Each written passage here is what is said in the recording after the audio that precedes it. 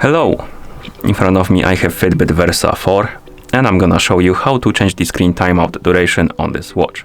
Basically how quickly the screen turns off after you stop using your watch. First thing we need to do is to wake up the screen on our watch, and you can do it by pressing the side button. Once you wake up the screen, press the side button again to open the menu. Now scroll through the menu and find the settings icon. And once you find it, tap on it to enter the settings. In settings, find the option called display and tap on it. And here scroll down and find the screen timeout category. Once you find the screen timeout, under it you will see the delay option, and you can tap on it.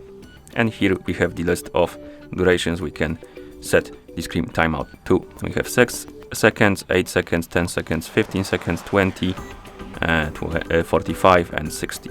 I'm gonna set it to, for example, 8 seconds. So select 8 seconds and then tap on it. And now my screen will turn off automatically after 8 seconds of an activity. So it should be quite soon, like this. And of course, once you're done setting this up, selecting the duration, you can press the side button to go back to watch face. And that's how you change the screen timeout duration on this watch. Thank you for watching. If you found this video helpful, please consider subscribing to our channel and leaving the like on the video.